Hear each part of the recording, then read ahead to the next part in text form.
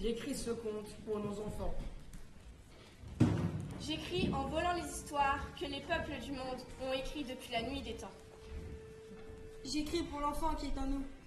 Cet enfant sait que les histoires sont à tous, et donc que l'on ne peut pas les voler. On peut les faire. Les faire voler du temps où elles ont été racontées la première fois. En cette fraîche soirée, en Afrique, à Bobo du Lasso. Un Béninois, Une Congolaise, Un Burkinabé Une Éthiopienne, et quelques Français Racontent avec leur corps. leur son. avec des bouts de bois et des bidons de plastique. Avec des koras et des sitars. Cette histoire. Ce conte raconte ce que tous les contes racontent. l'histoire des hommes. La véritable histoire des hommes. Les scientifiques disent n'importe quoi. Ils oublient que nous sommes les enfants du soleil et de la lune. Ils ne croient pas que nous étions au début du monde, fleurs, hommes, animal à la fois. Ils ne savent pas pourquoi nous nous rêvons d'oiseaux. Ils ignorent le sens de la quête folle des hommes. Heureusement, les âmes en connaissent le secret.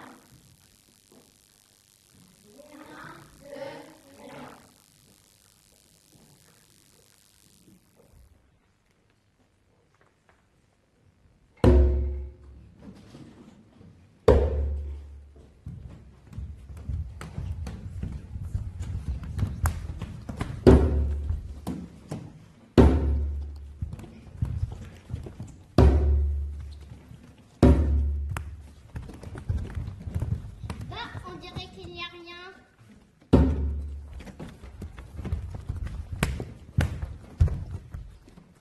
Ah non, là, il n'y a rien. On dit, il n'y a rien. Vous êtes sûr? Bah oui, on est sûr, il n'y a rien. Aucun doute. T'as vu quelque chose, toi? Non, on dirait qu'il n'y a rien.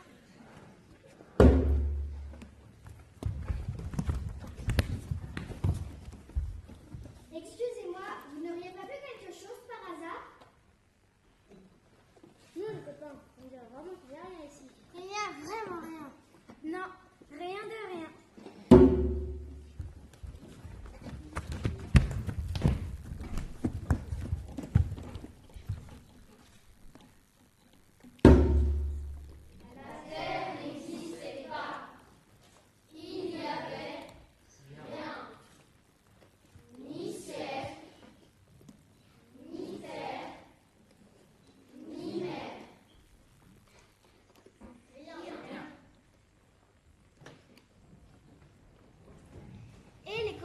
marchions s'installer ici pour raconter notre histoire. Quelle histoire? C'est comme moi l'histoire des hommes. L'histoire des hommes? Oui, mais alors, la véritable histoire des hommes. C'est qui raconte les arbres. Les arbres et les oiseaux. Les arbres, les oiseaux et les enfants. Ah, oui, celle-ci, c'est ma préférée. Allez, on pose nos valises le temps d'une histoire. Venez tout le monde, venez écouter l'histoire.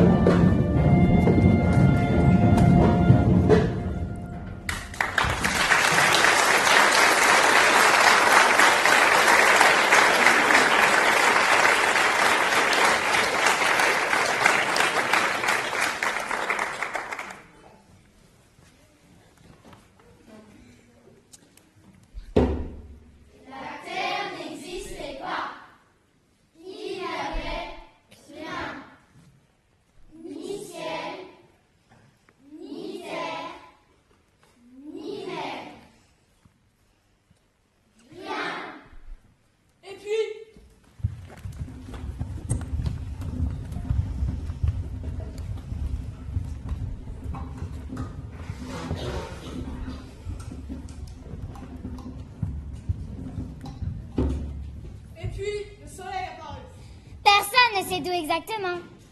Ce fut le premier, tout premier lever de soleil du monde. Un vrai lever. Un lever de rien, de derrière rien. Juste comme ça. La lune suivit de l'autre côté du rien. Je crois qu'elle cherchait le soleil. Entre les deux est né le ciel. Voyez, c'est simple finalement. Le ciel est né du vide entre la lune et le soleil. La lune était pas attirée par le soleil. Le soleil était fasciné par la lune. Alors, le soleil et la lune se sont mis à tourner autour du ciel pour essayer de se rejoindre. Certains disent qu'une fois, une seule, la lune a rattrapé le soleil. Le soleil a enlacé la lune.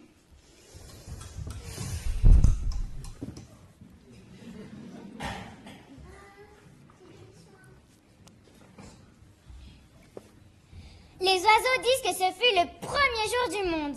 Le jet à tête d'or chante ce premier jour du monde.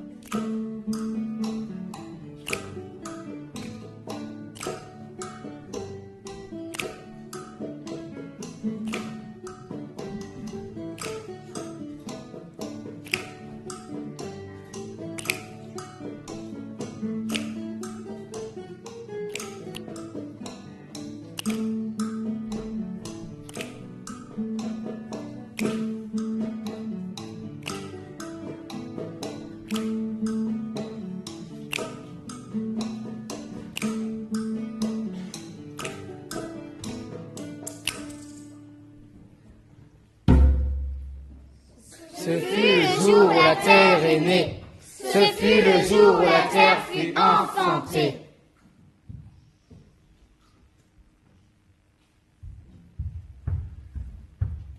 La terre, enfant de la lune et du soleil. Non mais tu rigoles. Voilà la Terre, fille de la Lune et du Soleil. Oui, la Terre est ronde. Non, non, non. La Terre est une sphère. Non, la Terre, c'est une poussière dans l'univers.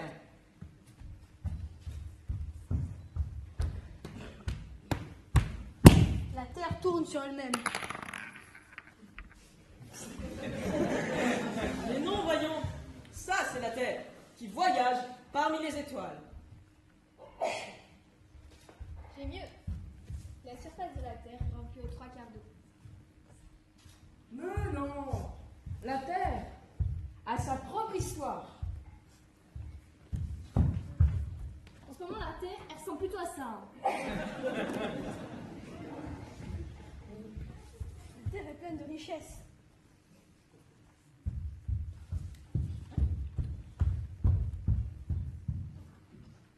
Une Terre qui tourne entre la Lune et le Soleil, tourne tranquillement dans le ciel.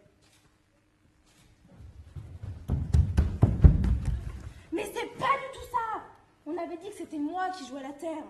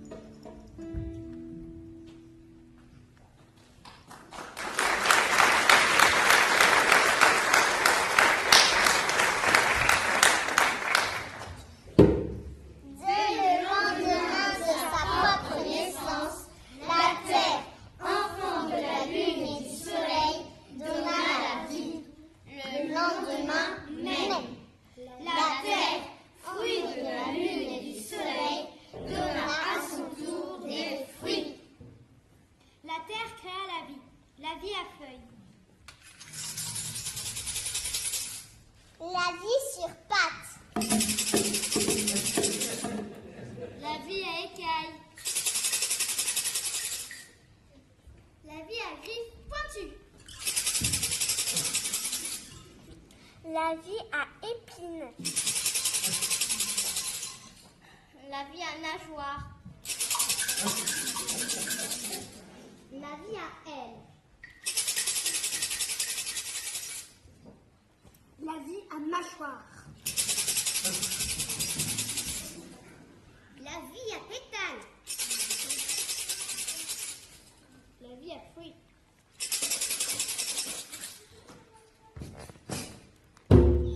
Bref, un fruit donna la vie à d'autres fruits.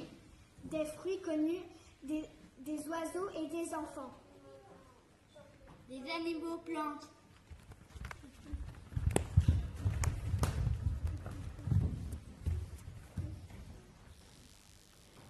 Des éléphants girafes.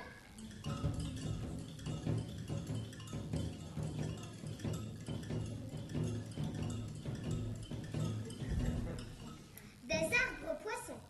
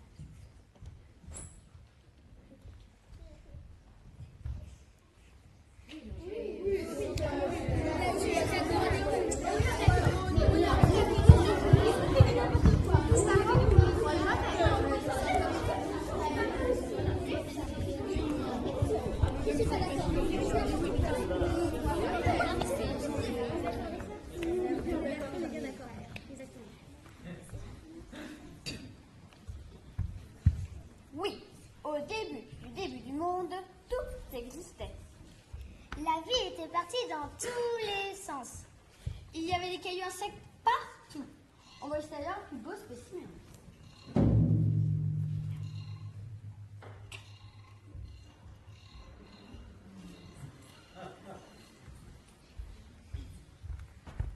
Sur la terre qui venait de naître, les cochons-fleurs gambadaient.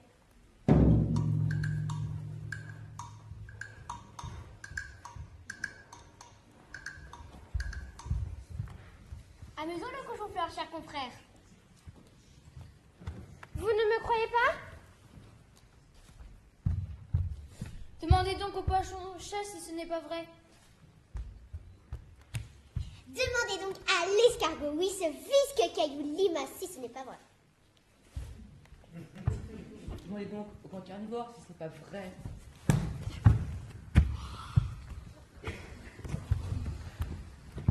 Les gars, c'est ça, vos plans carnivores, là, comme ça?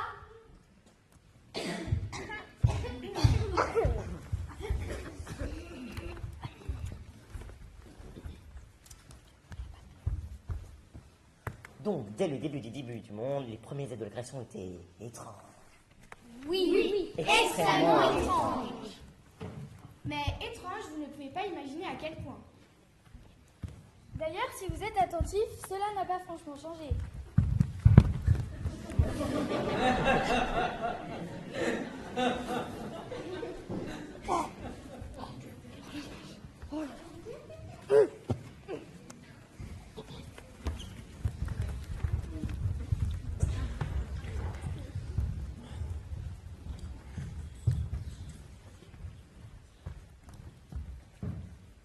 Oui, dès le début du monde, tous les êtres de la création se posaient des questions étranges.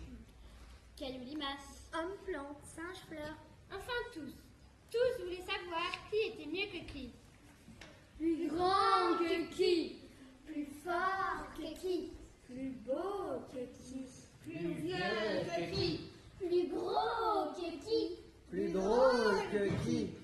Plus que qui. Plus que qui. Plus que qui. Comme vous, comme nous, les premiers êtres de la création se posaient des questions étranges. Et aussi étrange que ça puisse paraître, la première des questions du monde fut Qui d'entre nous a été le premier sur la Terre?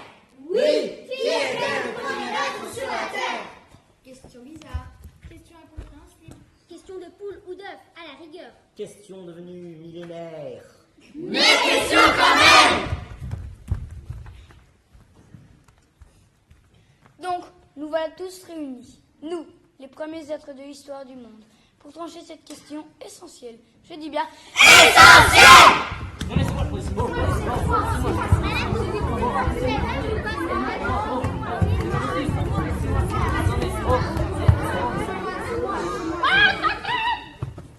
C'est moi la première sur la Terre, moi la poule d'eau. Je suis la première, puisque je suis sortie du premier œuf.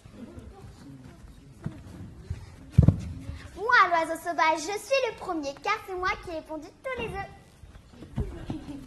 Moi, le cheval, j'ai court si vite, on me confond avec le tonnerre. Le tonnerre était la première chose sur Terre. Je suis donc le premier. C'est moi le premier, moi le dragon, car depuis le début de leur existence, les hommes parlent de moi. C'est moi la première sur terre, moi la hyène à cœur de pierre. Je dévorais déjà vos parents alors que vous n'étiez pas encore nés.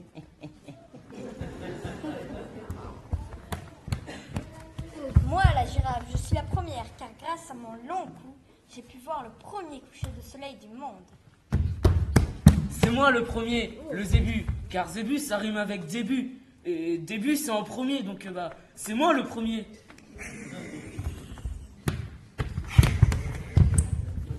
Moi, le crocodile, moi, le premier poisson-plante. Je suis le premier être de la création. Puisqu'au moment où je suis née, la terre n'était qu'un immense océan. Je nageais délicatement dans ces eaux bleues. Moi, le lion, moi, je suis le premier, moi. Je suis le roi des animaux, moi, et c'est bien pour une bonne raison. Moi, le caméléon, je peux me transformer en tous les animaux et plantes. Je ne suis l'un d'entre eux le premier, je suis aussi. C'est moi le premier, moi, le petit poisson lune, puisque je porte le nom de notre grand-mère à tous, la lune. Poisson, lune. Il est très beau ton poisson lune. Moi, le zèbre, en tout cas, je ne suis pas le premier, c'est sûr, et je n'y tiens pas. Alors que le soleil s'assoupissait au creux de l'horizon, le jet à Kédor approcha. Le jet, mi-oiseau, mi-fleur, avança doucement entre les premiers êtres de la création. Vous savez, cet oiseau existe encore. D'ailleurs, les enfants se moquent de lui parce qu'on dirait qu'il a des fleurs qui poussent sur sa tête.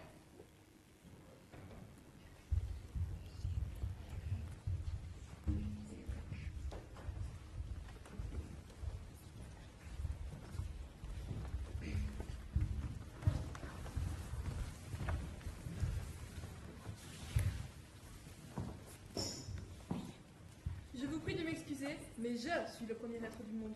Car alors que la Terre n'existait pas, alors que le Soleil et la Lune ne se connaissaient pas encore, je volais.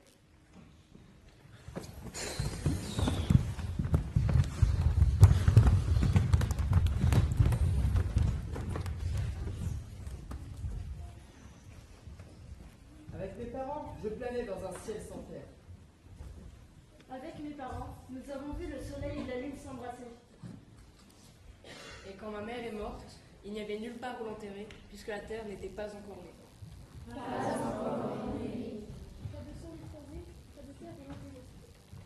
Alors moi, enfant oiseau de la première mère oiseau, j'ai fait un trou dans ma tête. J'ai fait un trou et j'ai entré ma mère. C'est pour cela qu'il a des fleurs sur sa tête? Oui, ce sont des fleurs pour ma mère. Des fleurs d'or que le soleil m'a données. Des fleurs d'or pour ma mère, son ami oiseau.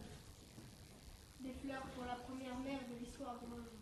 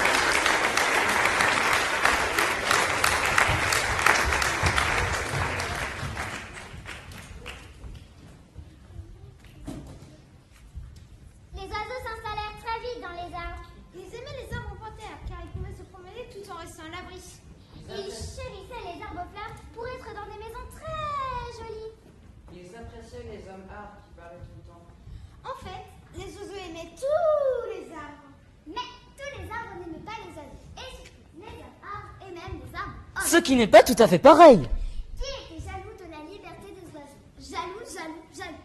Tous les hommes arbres et même les arbres hommes. Ce qui n'est pas tout à fait pareil. Tous se plaignaient, se plaignaient, se plaignaient, se plaignaient. Les hommes arbres déploraient d'être trop enracinés pour voyager. Les arbres hommes, eux, se plaignaient de leurs racines vagabondes qui les emmenaient partout dans la nuit. Le caméléon ne supportait plus les plaintes et complaintes des arbres hommes et des hommes arbres. Il ne supportait plus les râleries de l'homme tortue qui voulait courir à toutes les jambes. Il ne supportait plus les jérémiades de l'homme vache qui méprisait. Le caméléon eut l'idée d'un pacte. Il rassembla les hommes tigres, femmes poissons et autres hommes machin chose.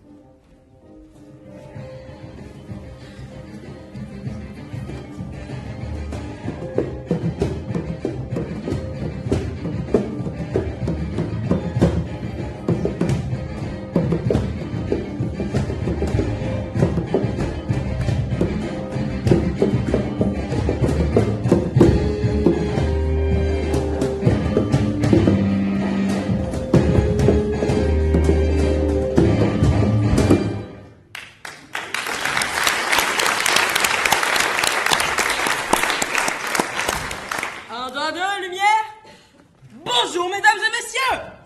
Pour commencer, j'aimerais vous remercier d'être venus si nombreux pour cette toute première édition internationale du début du monde de l'homme machin chose. Et sans plus attendre, car je sais que comme moi, vous frétiez d'impatience, j'ai le bonheur d'accueillir la médusante femme Méduse. On peut l'applaudir, c'est une grande comédienne.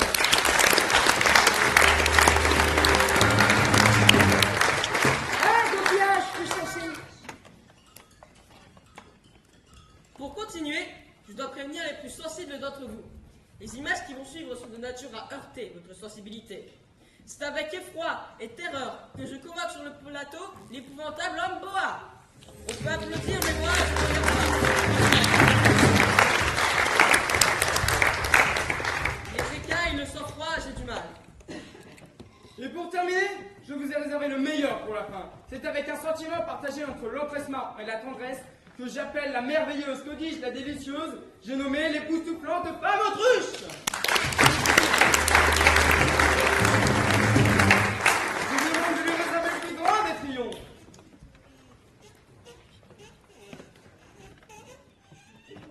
Ah, je vois que nous avons un invité surprise.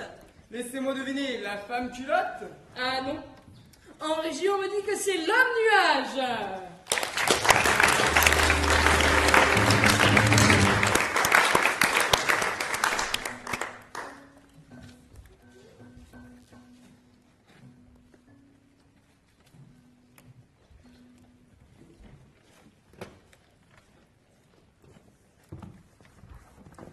Alors que nous étions tous rassemblés, le caméléon nous proposa un pacte magique. Je vous propose un pacte magique.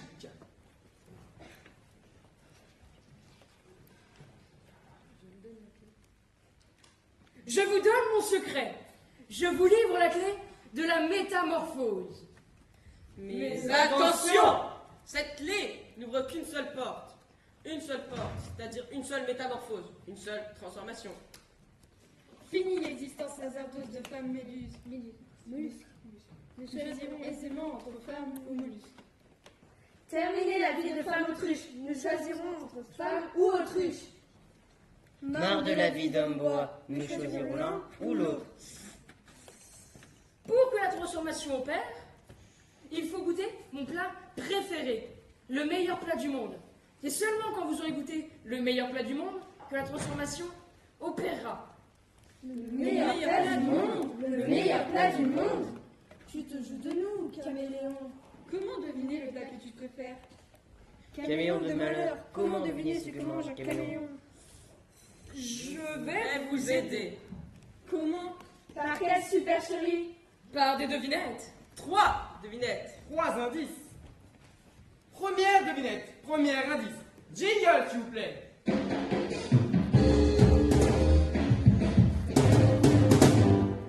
Je mange une petite tourterelle qui entre ciel et terre. Est toujours mouillée, qu'il pleuve ou qu'il ne pleuve pas. Alors, devinez ce que j'aime manger par-dessus tout? Capturons un petit pigeon qui passe par là. Oui, un pigeon. Mais attendez, vous pensiez que les énigmes c'était aussi simple? Écoutez plutôt ma deuxième devinette, mon deuxième indice.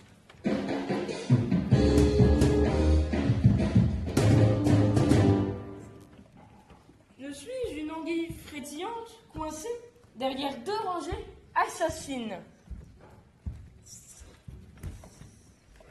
C'est l'heure de mon 3e indice, ma 3e devinette.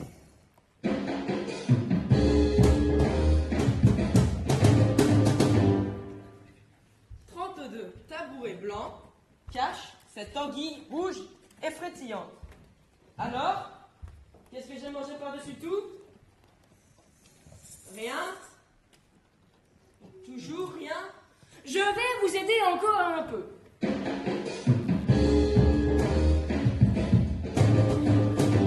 Il faut me touiller 7 fois avant d'ouvrir le bec. La langue, tournez la langue. La langue, la tourterelle toujours mouillée, la langue.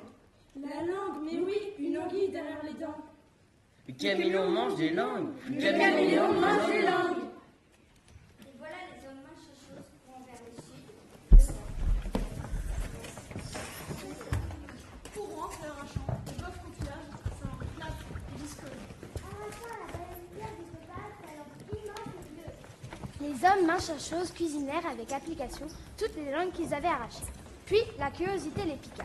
Tous les hommes mains chercheuses goûtèrent en même temps, exactement en même temps, comme un seul homme. Ils essayèrent le plat de langue qu'ils avaient cuisiné. À peine la première bouchée enfournée.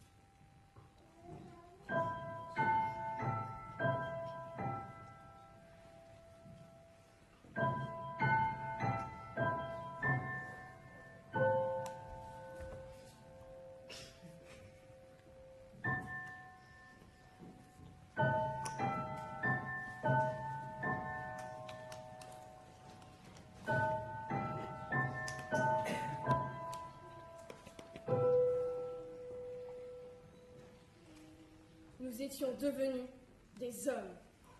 Mais des hommes qui ne parlaient plus que le langage des hommes. Nous ne comprenions plus le langage des oiseaux-pierres. Nous n'entendions plus le chant des poissons-lits.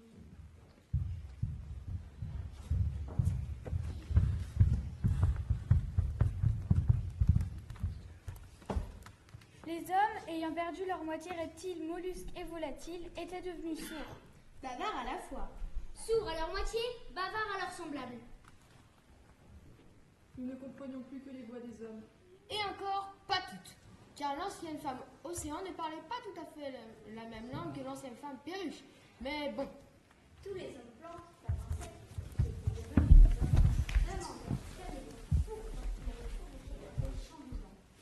Caméléon! Oui, je suis là. Caméléon, pourquoi as-tu provoqué un tel chamboulement? Le langage est beau et dangereux à la fois. C'est pourquoi il vaut mieux que tous les êtres ne s'en servent pas. Alors moi, Caméléon, ai préféré que seule la plus plaintive des créatures possède un langage. Que seule la plus bavarde des espèces puisse bénéficier d'une langue qui écrive. Que seule la plus guerrière des espèces puisse s'apaiser avec une langue qui calme.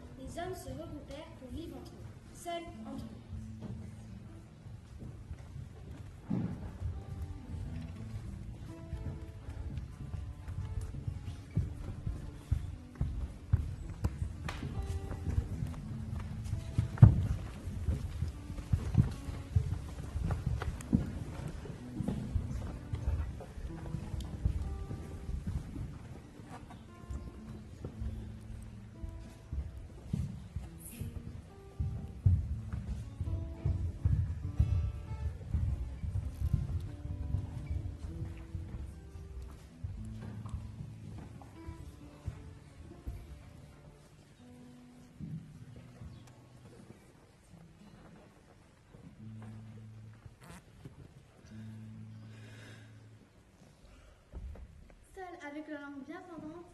Jamais seul avec leur langue amoureuse. Toujours seul avec leur langue bien pointue. Mais charmants avec leur langue langoureuse. Et jaloux avec leur langue à mots tordus. Désirables avec leur langue à mots goulus. Trop méchants avec leur langue à mots fourchus.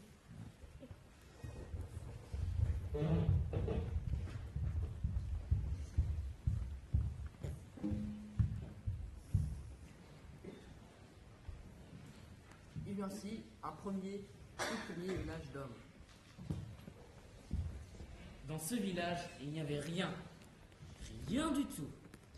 Pas d'eau, pas de terre, pas de vent. Les hommes devaient marcher loin pour aller travailler la terre.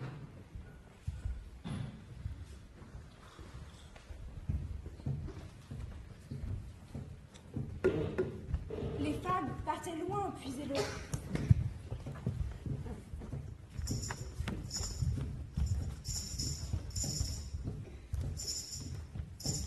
Les vieux ne connaissaient pas encore la fraîcheur du vent.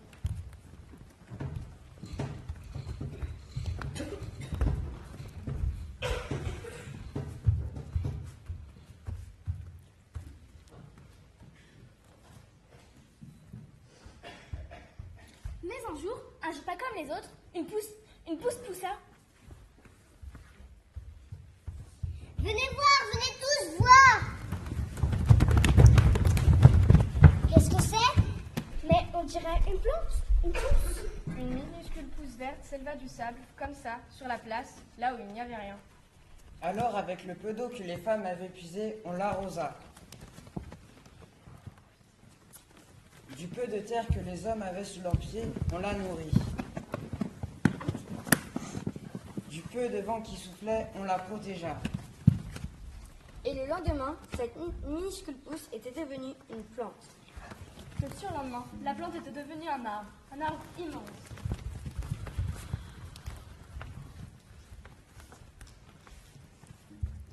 Cet arbre réjouissait les femmes qui firent de la sauce avec ses feuilles larges et douces.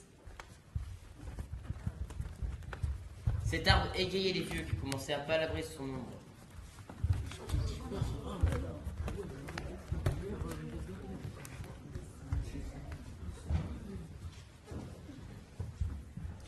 Cet arbre distrayait les enfants qui grimpaient dans ses branches. Seuls les hommes ne lui trouvaient pas grand intérêt, car elle devait encore partir loin, loin travailler la terre.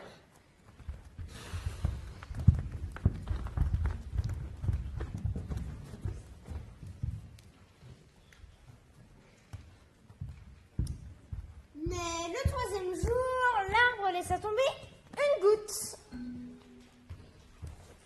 Puis 2. 9. 62. 416.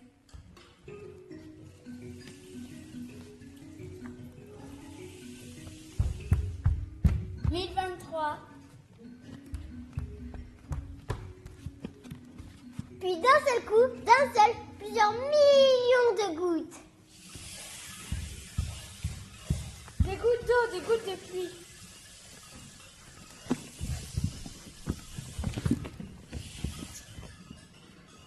La pluie fit une rigole d'eau. La rigole forma un ruisseau.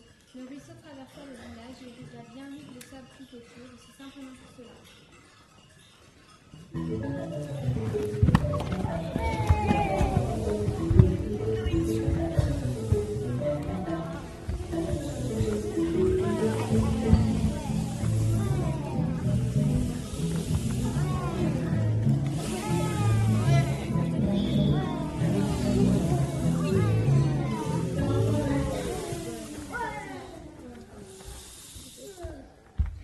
Rapidement, sûrement aussi vite que le vent, la nouvelle se répandit que dans le premier village de l'histoire du monde, un arbre donnait la pluie. Du village voisin, du deuxième village de l'histoire du monde, on accourut pour demander de l'eau de cet arbre qui jamais ne tarissait.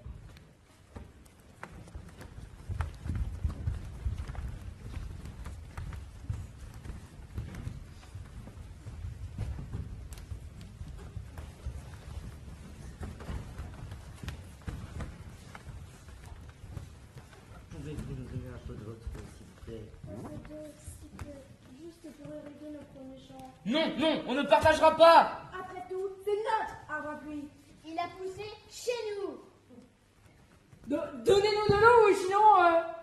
Voilà. Mais rien n'y fit. Ni les menaces, ni les promesses, pas même les suppliques des villageois du deuxième village de l'histoire du monde.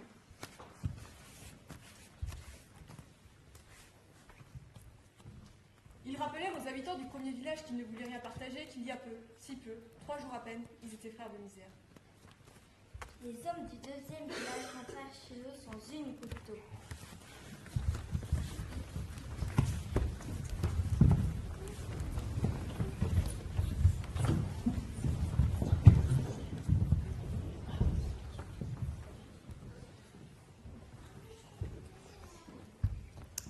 Mais le lendemain, quelle ne fut pas la surprise du premier village de l'histoire des hommes. L'arbre a disparu.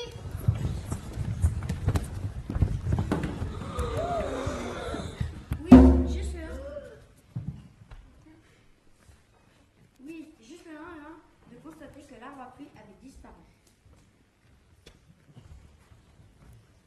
Le centre du deuxième village de l'histoire du monde, par contre, avait poussé ou s'était déplacé. Oui, déplacé, l'arbre à pluie.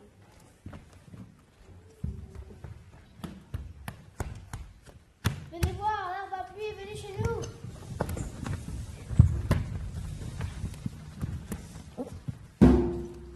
L'arbre à pluie, venez chez nous.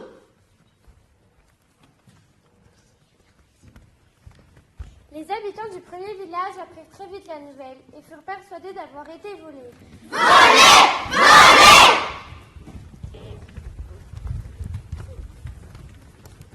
Et rien n'y fit, ni les promesses, ni les menaces.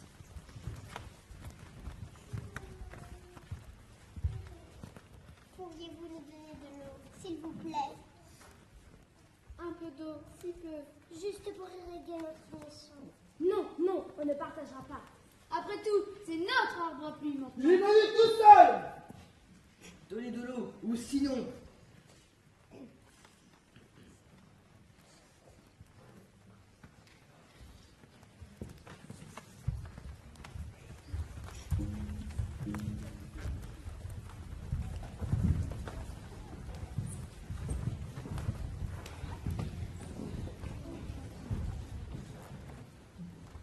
Le cinquième jour, l'arbre à pluie n'était plus sur la place du deuxième village de l'histoire du monde. Il n'était pas revenu non plus sur la place du premier village de l'histoire du monde.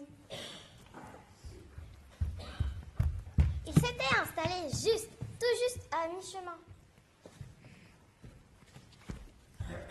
Les uns des deux villages affirmèrent tous que l'arbre était à eux.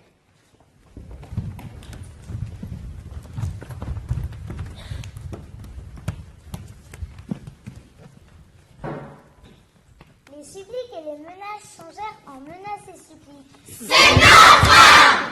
Les suppliques en bagarre. Rendez-nous notre arbre. Les bagarres en combat, les combats en guerre.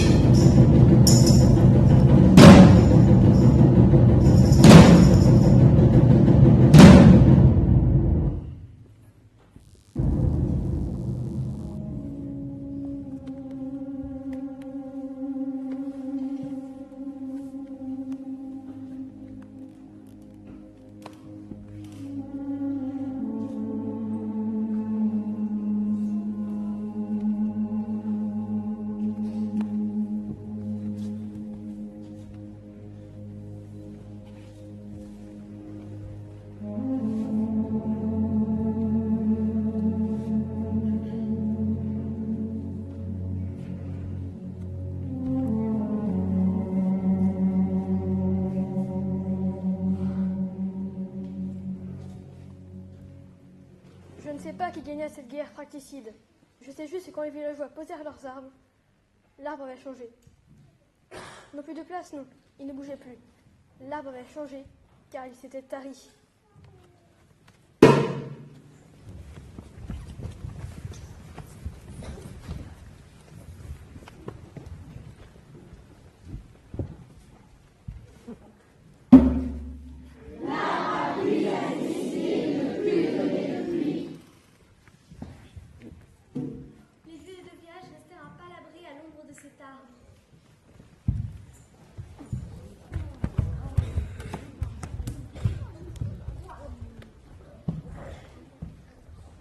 Les femmes des deux villages continuèrent à faire de la sauce avec ces feuilles larges et douces.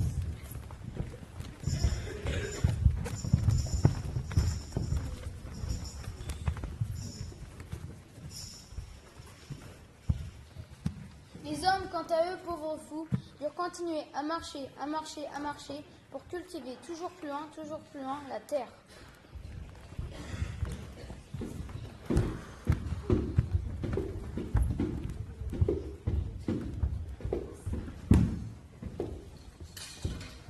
C'est un enfant oiseau qui nous l'a dit. Un enfant qui grappe encore dans les branches de ce premier baobab.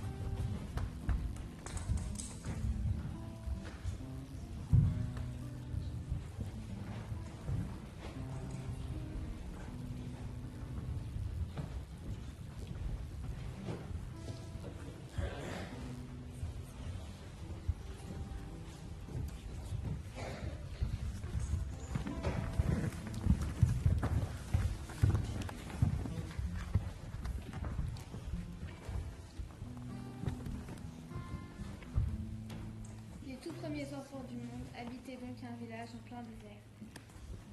Certains affirment que le premier village du monde était en Éthiopie. D'autres sont sûrs que le premier village de l'histoire du monde était en Abyssinie. Sûrement pas en Australie. Mais peu importe, les hommes trouvaient très difficile de travailler en plein désert. Surtout avec des baobabs qui bougeaient tout le temps. Alors les hommes se sont mis à marcher, cherchant toujours plus loin dans l'endroit rêvé, l'endroit où pouvoir s'installer. Dépassant très vite les champs maintenant trop petits qu'ils avaient mis en culture, franchissant la dune la plus loin de l'horizon, dépassant le lit d'une première rivière asséchée, s'égarant dans une dense forêt. Et comme les hommes n'étaient jamais d'accord, comme ils se disputaient tout le temps, ils se séparaient. À chaque occasion, ils se séparaient. Les uns décidaient que tel endroit était très bien, les autres qu'il fallait continuer de marcher, marcher toujours plus loin. C'est ainsi que les hommes peuplèrent la terre.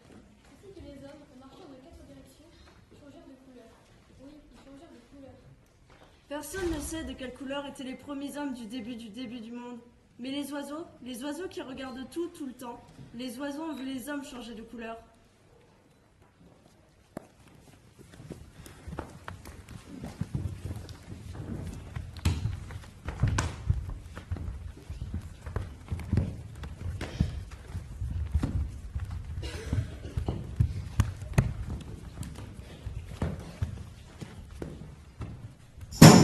Les colibris ont suivi les hommes qui marchaient vers le soleil levant.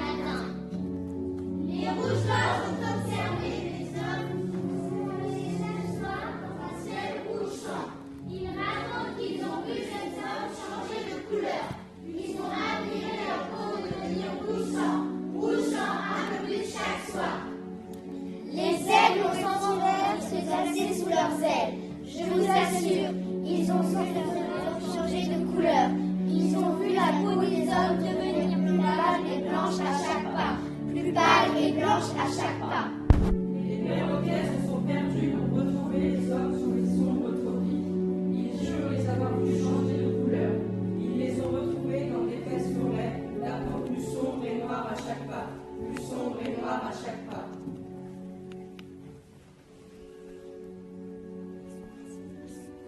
Les oiseaux qui sont migrateurs uniquement pour accompagner les hommes durant leur interminable voyage. Les oiseaux ont tout vu. Ils ont vu la couleur de la peau des hommes devenir Jaune-gras, rouge-sang, blanche pâle, sombre et noir. Alors si un jour quelqu'un vous parle de sang, d'ethnie, de race, de peuple, n'en croyez rien. Croyez les oiseaux, car eux seuls connaissent le véritable secret de l'histoire du monde.